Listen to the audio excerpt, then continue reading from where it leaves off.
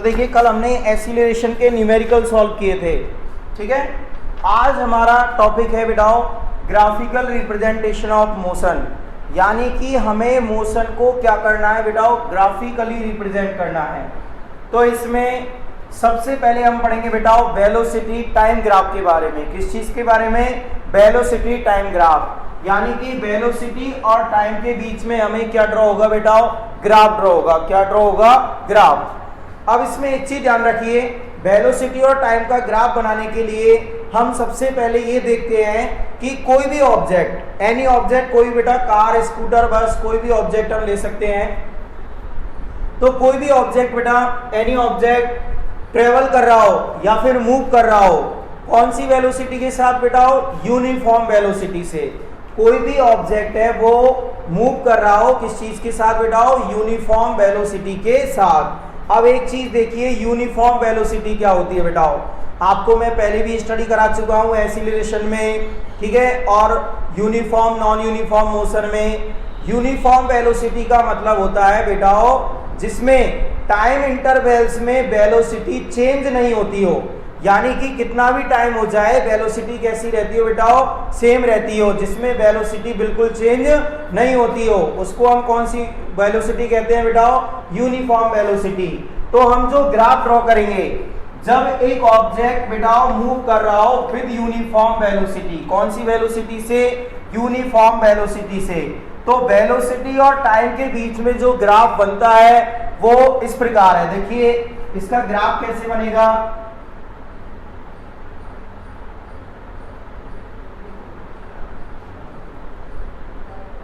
ये तो है बेटा x कोऑर्डिनेट, ये है आपका y कोऑर्डिनेट, ठीक है, और x कोऑर्डिनेट पर रिप्रेजेंट किया गया है बेटा टाइम को। किस चीज को? टाइम को। और y कोऑर्डिनेट पर बेटा रिप्रेजेंट किया गया है वेलोसिटी को। किस चीज को रिप्रेजेंट कर रहे हैं बेटा हम? वेलोसिटी को, ठीक है। अब मान लीजिए 0 सेकंड पर या 0 सेकंड पर या 1 सेकंड पर वेलोसिटी है बेटा ये, कोई भी वैल्यू हमने लेट कर ली, 40 लेट कर ली। कितनी लेट कर ली बेटा? 40। तो एक बात बताइए, अगर जैसे ये 10 सेकंड हो गया बेटा, ये 20 सेकंड, ये 30 सेकंड, ये 40 सेकंड और ये 50 सेकंड, और वेलोसिटी बेटा इस तरीके से है 10 मीटर पर सेकंड, 20, 30 और ये 40। 0 सेकंड पर उसकी वेलोसिटी कितनी है बेटा? 40। तो 10 सेकंड पर भी कितनी होगी? 40। उसका रीजन बेटा क्योंकि आपको पहले ही बता दिया गया है कि वो मूव किस चीज के साथ कर रहा है बेटा? यूनिफॉर्म वेलोसिटी से, यानी कि जिसमें वेलोसिटी चेंज नहीं होगी। तो जब आप 10 सेकंड पर जाओगे तो इसकी वेलोसिटी कितनी होगी बेटा? 40 होगी। इसी तरीके से 20 सेकंड पे जाओगे तो भी वेलोसिटी इसकी यही रहेगी। 30 सेकंड पे भी इसकी वेलोसिटी सेम रहेगी, 40 सेकंड पे भी सेम रहेगी और 50 पर भी सेम रहेगी।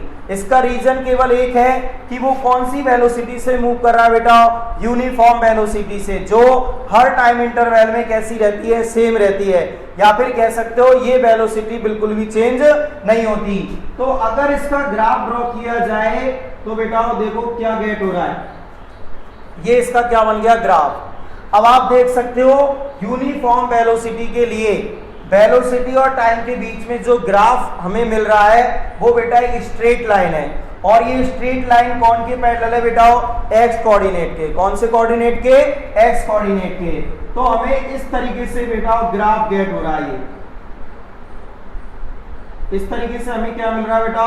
ग्राफ, ठीक है, ये ग्राफ हमें मिलता है। तो देखिए the graph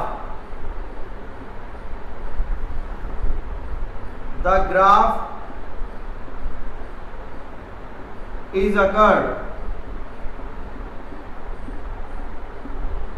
a straight line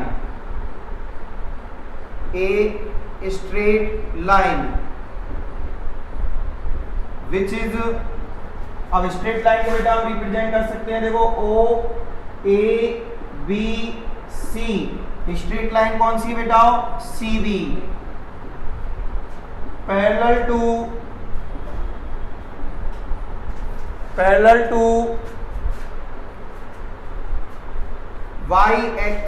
parallel किसके है, एक्स एक्सिस के, एक्स एक्सिस जिसका नाम क्या है बेटा, OA। तो हमें जो ग्राफ अकर होता है वो एक स्ट्रेट लाइन है जो कि पैरेलल है बेटा किसके, एक्स एक्सिस के, यानी कि हम कह सकते हैं OA के। अब देखिए ये तो है वेलोसिटी और ये है टाइम, और वेलोसिटी और टाइम से हम क्या फाइंड कर सकते हैं बेटा, डिस्टेंस, कि यहां पर इस ऑब्जेक्ट ने टोटल कितनी डिस्टेंस कवर की। तो देखिए डिस्टेंस का फॉर्मूला क्या होता है बेटा, distance equals to b multiply t होता है बेटा, यानी कि वेलोसिटी मल्टीप्लाई क्या होता है, टाइम। क्या होता है बेटा, वेलोसिटी मल्टीप्लाई टाइम। अब यहाँ पे बात की जाए तो OABC क्या हो रहा है बेटा, एक रेक्टेंगल बन रहा है। क्या बन रहा है, रेक्टेंगल, जिसमें से BC और OA इसकी लेंथ है और CO और BA इसकी क्या है बेटा, ब्रेथ है। और यहाँ पे आप देखते हो इस फॉर्मूले के अकॉर्डिंग B तो इसकी क्या बनेगी बेटा, विड्थ, और T इसकी क्या बनेगी, लेंथ, यानी कि विड्थ मल्टीप्लाई लेंथ। और ये किस चीज का फॉर्मूला होता है बेटा, रेक्टेंगल में उसके एरिया का, किस चीज का, एरिया का।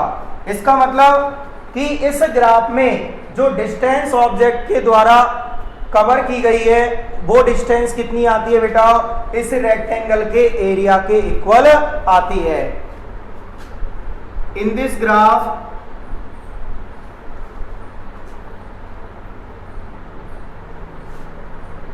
in this graph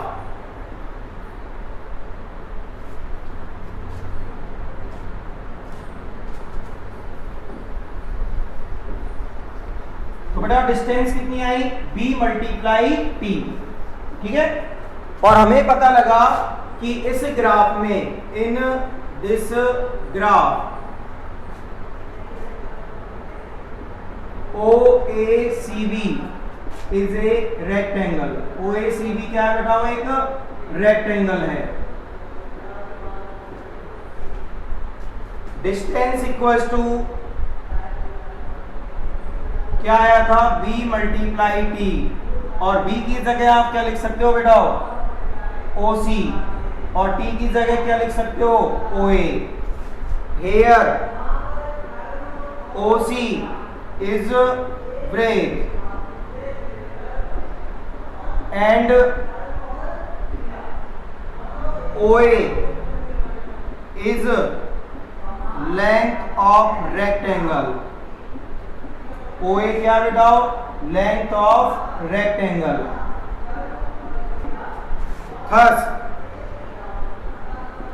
the distance covered by an object is equal to area of rectangle OACB। यहां पे ये बेटा क्या आ गया, area of rectangle, area of rectangle.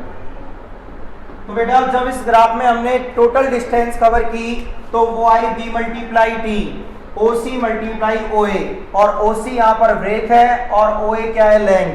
तो फॉर्मूला क्या बना बेटा, लेंथ मल्टीप्लाई ब्रेथ, जो कि किसका फॉर्मूला होता है, एरिया ऑफ रेक्टेंगल का। तो इस प्रकार क्या हुआ कि ऑब्जेक्ट ने जो डिस्टेंस कवर की वो कौन के इक्वल आई, इस रेक्टेंगल के एरिया के equal I. Thus the distance covered by an object is equal to the area of rectangle OACB। तो ये है बेटा वेलोसिटी और टाइम का ग्राफ, ठीक है। कल हम पढ़ेंगे कि जब ये यूनिफॉर्म एक्सीलरेशन के साथ मूव कर रहे हैं तो क्या होता है, ठीक है। तो लिख लीजिए इसे।